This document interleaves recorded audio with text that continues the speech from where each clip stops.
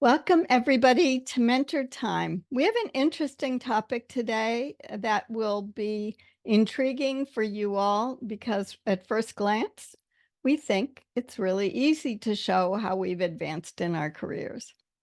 Just a reminder, if you don't want to be on video, this is the time to take your name off or take yourself off video, whichever you prefer. All right, so the topic of the week is how can you show advancement on your resume, on your LinkedIn profile? Those are often the places that people first meet us, whether it's for a job promotion, whether it's networking, intentional engagement, as I've talked about before, in whatever way people are coming to find you and haven't yet met you, unless you're at an in-person meeting.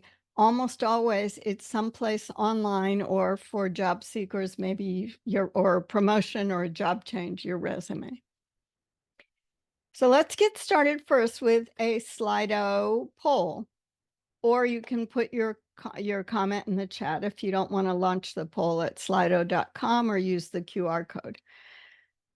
Have you had issues in what you write, in what you talk about showing your advancement? I just want to know yes, maybe, no, I don't know. Just trying to get a sense of how many of you deal with this, because I did go back and look at a lot of our previous cohorts, and we have some people that have dealt with this, but hopefully there are other opportunities you'll find today that are ways we can show our advancement, are ready for promotion, things that we've done and learned. Welcome to Sheila and Mary. Happy to have you here too. All right. Anybody? I guess I need to go do the poll. So far, no one's voted. Can you all see the poll? I'm sharing screen, right, Ron? I tell you, I'm so paranoid You're after sharing the a one. screen, and some of us have used the comment. Oh, you have? Oh, yeah, I put the chat over here. No and maybe. Okay, great. All right. Yes. I guess I'll vote. I'll vote with a maybe. Now my vote. All right. So thanks, everybody. Between the chat and here, we have mostly maybes and no.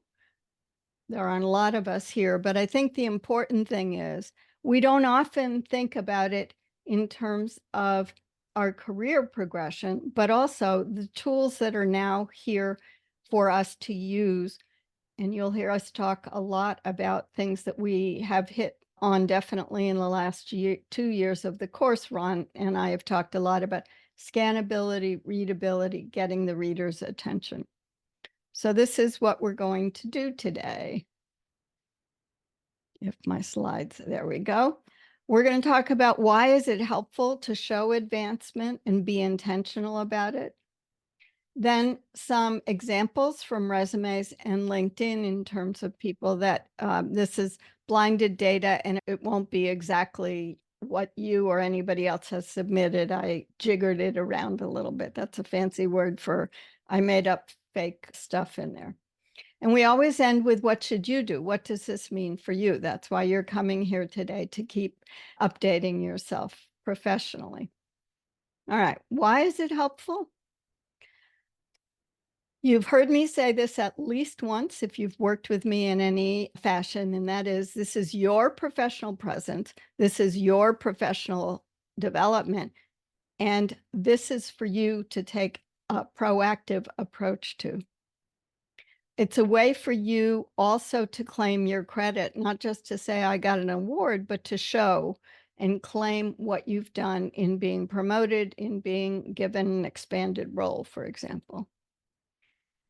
And one of the first things that I started saying when I was doing this mentoring in a formal program way back in 2014 was, if you don't tell your story, who will tell it for you?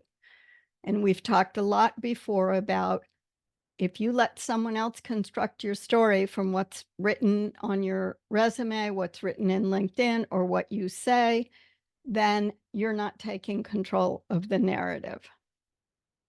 So let's look at some examples from resumes and LinkedIn. And I want to show you a framework for assessing what you can do, and then we'll talk about the different examples. On the left is the content, and on the right is the formatting.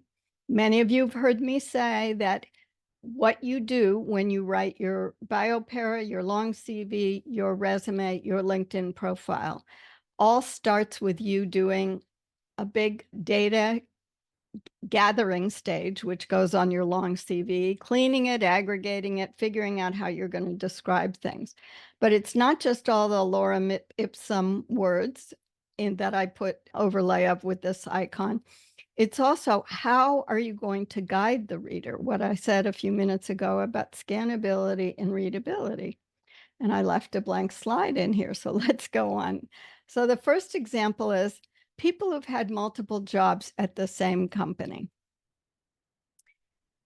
Two things you're doing. First of all, in the content, you're making a roadmap. And in this case, at the same company, you're leading with the organization. Why? Because that lets you show the entire period of time that you worked at an org.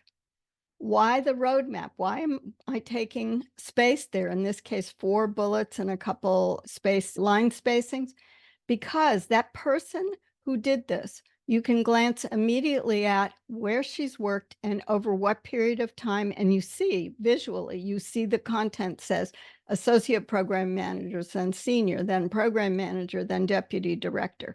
So we have a clear idea she's had progression.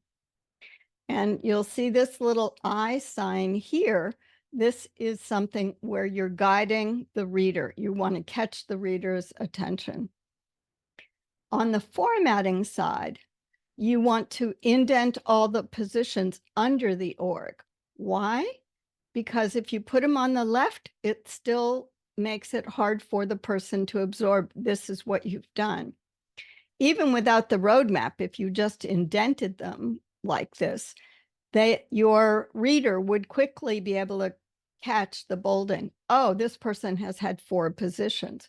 So it's a way for you to provide a guide. This was the best icon I could find, a little compass. I don't think it's as clear as I'd like it to be, but you're providing a guide that says, here's what's important, and I'm going to show you by where I've indented it. So you've heard Ron in our review meetings talk about making sure you're consistent with bullets and also the indents, and that the roadmap has bullets there to call your attention to it, and they're lined up with the tasks under the present and the previous jobs. When we come to the other opportunity is there are people who have multiple companies in a same time period or an overlapping time period. We're seeing this more and more. People who do consulting, people who have hybrid jobs, meaning they may work part-time at a company and part-time on their own side hustle. There are people who are doing second jobs and third jobs, and yet they want to show how it all weaves together. So this was someone who's a dentist who worked at 2 different clinics for varying periods of time. Her work was the same. So what was significant is we were saying, here's the 2 companies and the periods of time over the 4 years, I think it was 3 years that, no, 5 years that she worked in 2 different places. And you can also see where she worked for each one individually. And for someone who wants to be hired again as a dentist, this would be important. Look how I've done my dental work. I've seen 2 different kinds of clinics. And also, by the way, I keep up to date on it. The guiding that we do for the reader then looks like this. Indent the orgs underneath the role. So in this case, you lead with the role that you had and the total period that's covered by this work that you did. These are not necessarily, the overlapping periods aren't necessarily overlapping. These are 2 different periods where she had the same role. But here's everything that she did, similar things that she did at each of the dental clinics if she wanted to be hired for this again. So that's on your resume. Now, let's look at how it falls out on LinkedIn. You don't have as much of a choice about how you show things on LinkedIn. Generally, if you have one org, LinkedIn will put everything under that. And I used mine for a specific reason, which you'll see in a minute, the second reason. So the significant information, the I is pointing out, here are all my titles under Tulane University School of Public Health and Tropical Medicine. That helps people visually see, oh, and you can see up top the 10 years under TU. I'm going to abbreviate it. TU SPHTM is what we call it. Oh, she had 4 different roles while she was there, and those have their individual dates. You could also choose on LinkedIn to split the roles at the same organization, because in actual fact, the work that I did was the most recent work was directly, and that's on the top right, for the School of Public Health Career Services office that we established the mentoring program, and then I stepped down from it, but I still mentor. The bottom, we could argue, is a different org. It's actually under the auspices and is run through one of the offices at the school. So it's easier for me and for them that I put it all in one place. But say that the Tulane SPHTM Alumni Association Board of Directors, now there's a mouthful for those of us with a degree from them. But say that they had their own company page, and you can tell they didn't because they had the gray blob here, which is LinkedIn's default for no company. But that lets people see, oh, Sue was a mentor there, and then there she was on the board of directors. Say I wanted to get hired for a board, and I've now been on 2 boards.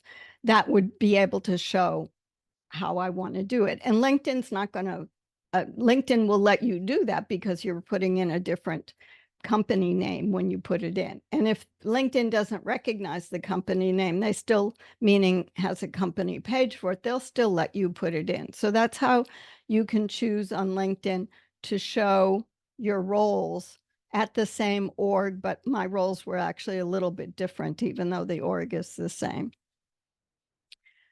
Also on LinkedIn, you have the opportunity to add skills to each job. Now, this has been over a year, and this is something that gives you visual cues. That's what the eyes represent. Because as people are scanning down, they're going to see the title maybe that I've highlighted in yellow, probably going to skip over the so what did she do? They'll make it up maybe, but they will see skills because it's bolded and LinkedIn puts the first 5 anyway, right up where people can see them. You're using your visual cues to get people to understand what your work has been like when you've been, in this case, at one org in 2 different roles. And on LinkedIn, you also have had for the last several months the opportunity to add up to 5 of your top skills to your About section. And they show you the skills right after the first 3 to 4 lines, because we know you have to click See More to see the whole About section. Resume and other opportunities like LinkedIn has the About section. Is this important for the bio para?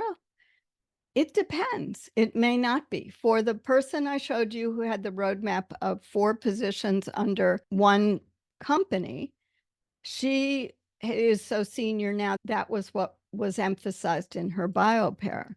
But here's a person who had a reason, I had to blind most of it, but had a reason that she wanted to and needed to mention that she went from being a clinical worker to leading the department that she was in. So there's reasons for all of these things.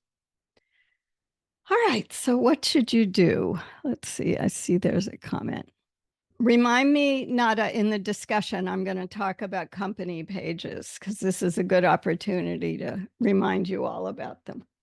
2 things I want you to do. One is use roadmaps and summaries. When I say roadmaps, I'm talking about the little summary that I made of the person with 4 positions or the 2 dental orgs that this person worked at.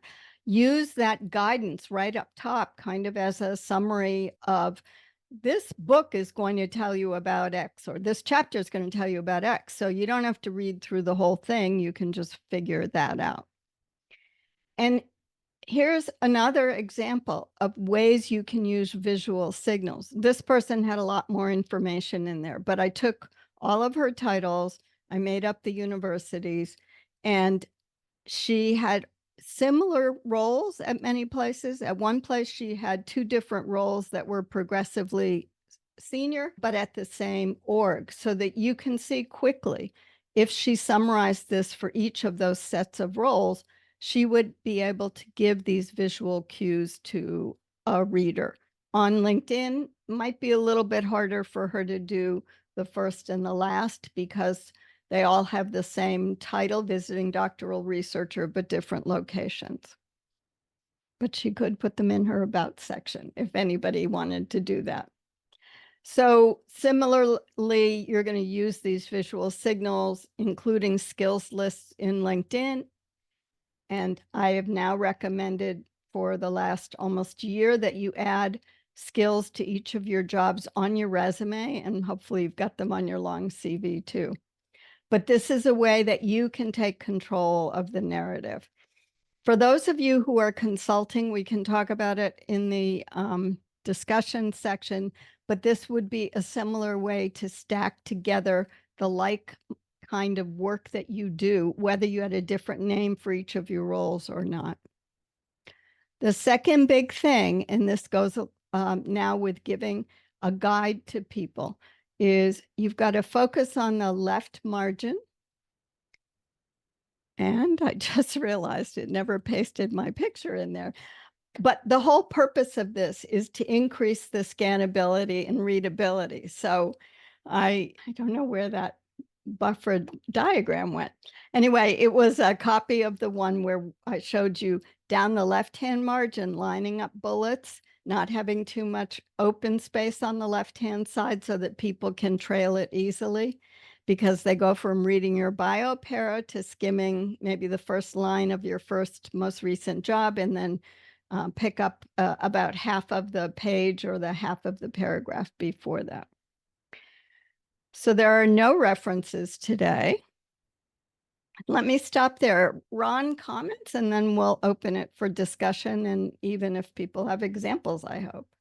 Yeah, it's interesting because as you're going through this, I was thinking I had a particular type of career in the military, 22 years. And at the same time, I was thinking that it's quite uncommon for people to be at an organization for a very long time. Now, I know we have some people on this call who've been with their organizations for a while, but this idea, it's almost today, there's an encouragement that if you want to advance, you have to change organizations.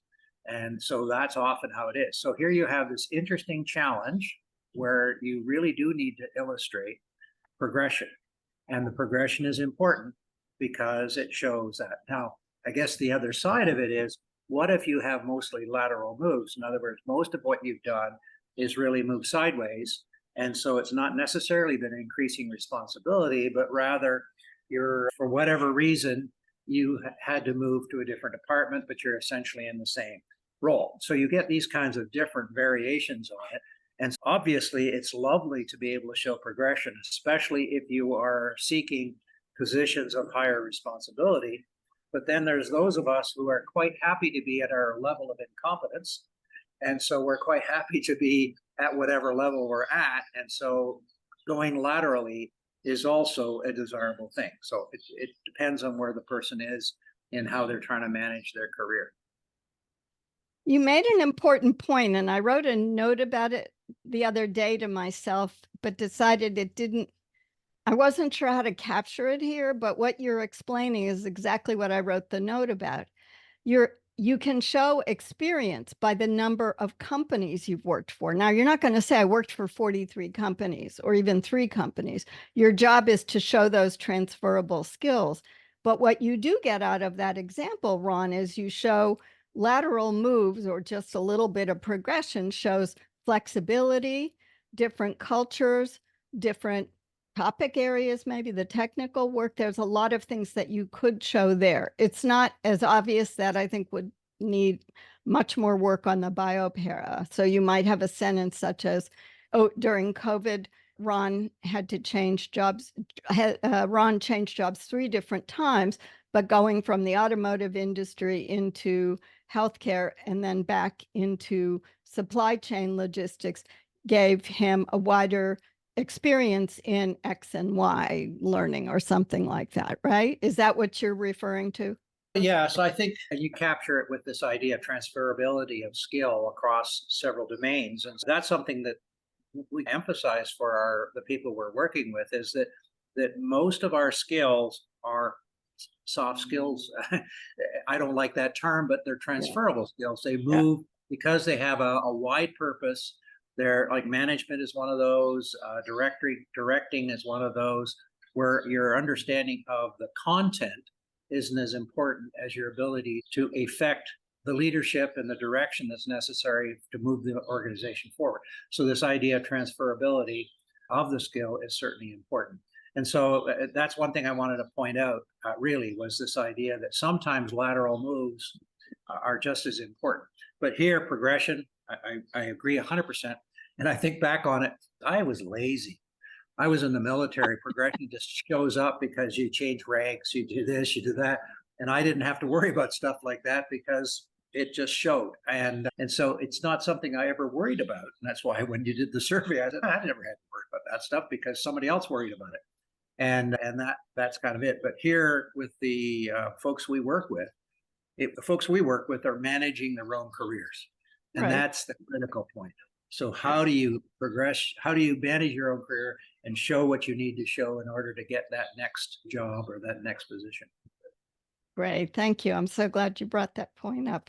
I'm going to open the floor for comments, questions, and Nada, I will address the company pages, but let's see if people have questions on advancement and opportunities you've taken, something different you've done. I was just wondering, or going back to my question from a couple of weeks ago, we were on the board together, but I'm also on an institutional review board where I work. And if it crosses over multiple time periods, do I copy that in my resume multiple times, especially as I've moved positions and moved departments? Or do you just list the most recent time, even though you did it for 8 years prior and in multiple positions? I was still not sure how to best capture that in Yeah. addition to it's in the bio para. Yeah. Yeah. Good point. So let's separate out the board work you and I did. The Alum Association is different from IRB. So let's keep the IRB as the example. That's the one you're still on. Yes. What I would do is list it. If it's active, it's going to be at the top or second on your resume or long CV with CDC. And I'd put that whole roadmap in there. So even though there's intermittent times, it will show progression.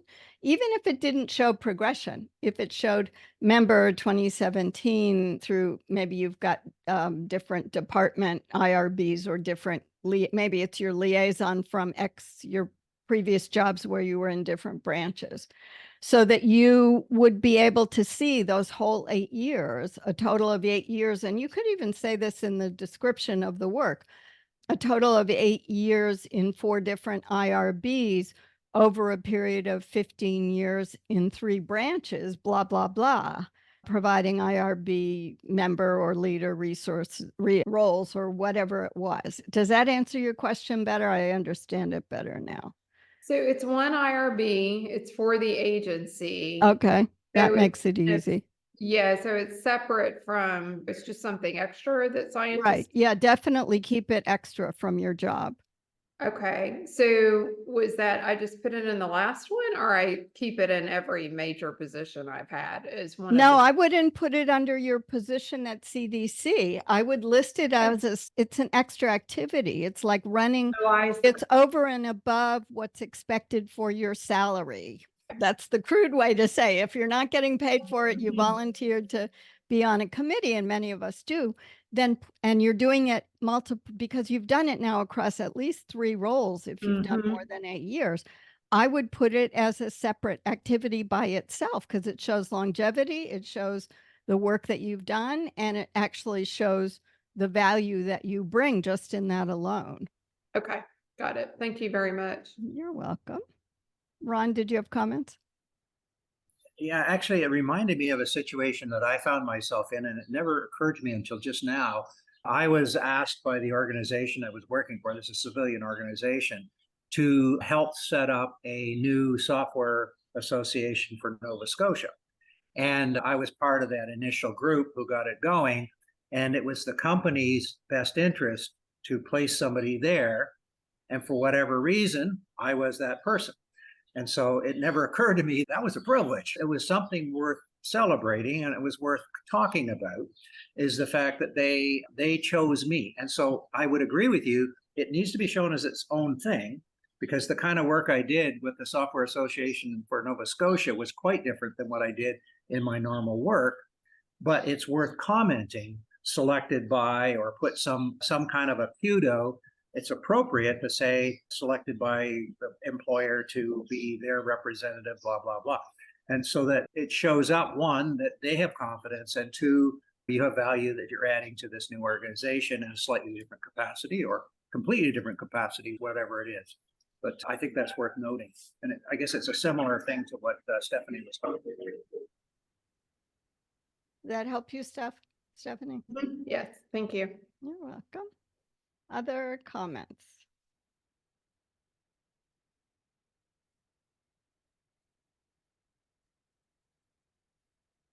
All right, so let's talk about company pages. Thanks, Nada, for the comment.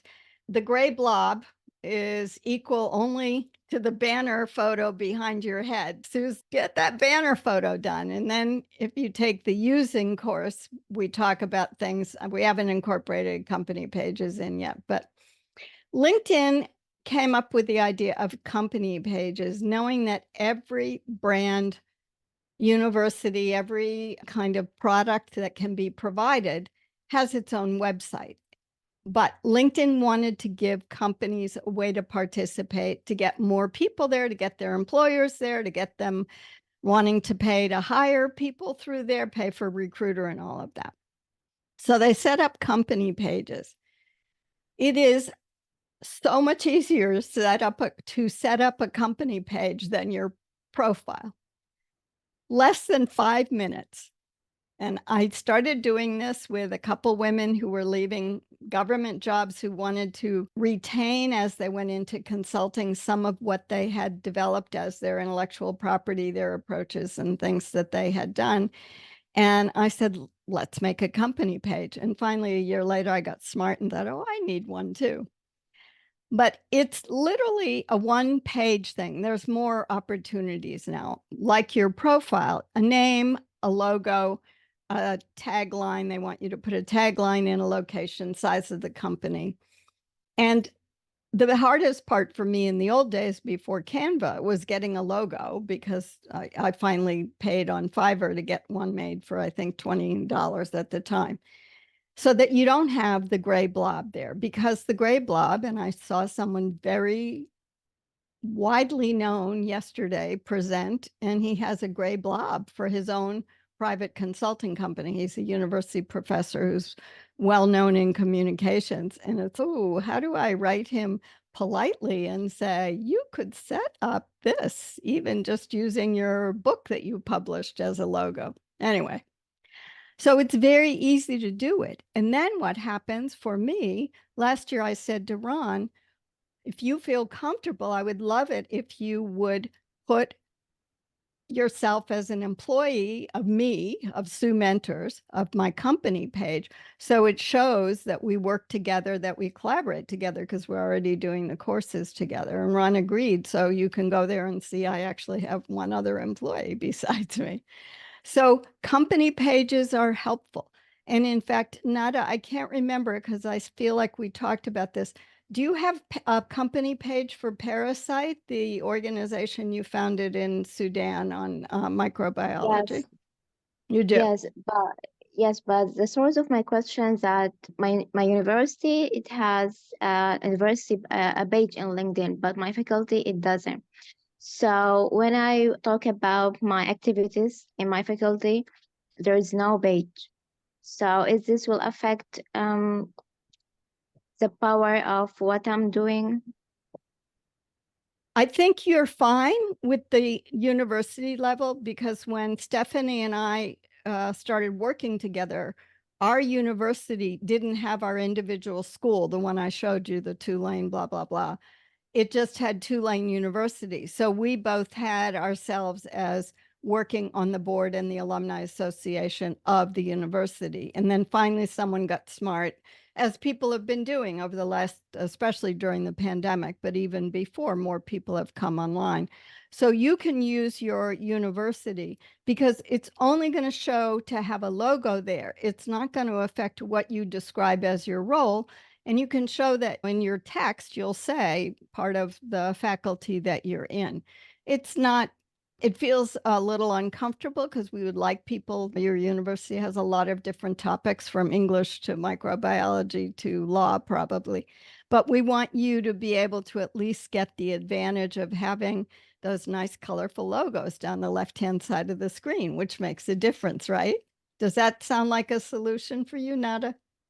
Yes, that's great. Thank you. Okay, perfect. That's great. Mm.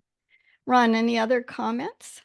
Yeah, actually, what was going through my head is this idea that because LinkedIn is searchable through Google, and we know there's maybe issues developing as LinkedIn goes for a for-profit model, but for the moment anyway, because your personal business page, like a business page, is searchable independently of your own personal profile.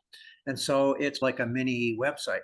And while we were talking about it, it reminded me of our conversation last week at office hours of this new product that we were talking about. And I can't remember the name. I was just looking for it. You're talking about Sheila using Notion. So Notion has some features in it that would have a similar effect, where you can in fact set up sort of a corporate profile there, and then LinkedIn could connect to that as well. So that's another way of doing that. But I agree, it makes a lot of sense to stay within LinkedIn in doing things like having a company page. And then if you want more, then there are other products out there which can allow you to progress whatever content it is that you're trying to share with other people, things like Notions and so on. Thank you Yes, for that's the great. question. Thank you. Good. That's great, Nada. All right. One last chance. Questions, comments, anybody? All right. I'll tell you before I turn this over to Ron, there's a lot of reasons each of you should have your own company page. And what you define as your company, mine is Sue Mentors. The only thing I have is a logo. I'm not incorporated. I don't have paperwork for it. I don't take money for it, so I don't need it. But it's just it's a website-based opportunity to, and in fact, there was someone a year ago interviewed by Brenda Meller. Her name was Miranda something, calls it bootstrapping your business. And she said, do not get a website if you're a new entrepreneur. That's the last thing you need. Use a LinkedIn company page. That's all you need is a landing page and some little bit of, you can link to your website, can be just an FAQ page or a marketing page on Dropbox or Box.com. All right, Ron, I'm going to ask you to close the meeting. Oh, before I do, next week's going to be longer. It's our big quarterly review of the changing nature of work. A little spoiler alert or a teaser. We're finding a lot of employee-related issues coming up with return to work. So it should be a fun discussion. That will be at least 45 minutes. It goes longer because there's a lot to cover quickly. All right, Ron, if you'll close us out. Yeah, thanks very much for everyone for joining us today. Interesting conversation, I think, especially as we moved into some of the questions. It's not to say the earlier stuff that was also really important, but even just looking at this idea of corporate pages and so on LinkedIn, I think are really quite interesting. And it's funny, it's only here you get to talk about these sorts of things. So thanks very much, everyone, for your contributions, and I look forward to seeing you next week. Yes, it's a big topic. All right. Thanks, everyone. Good to see you all.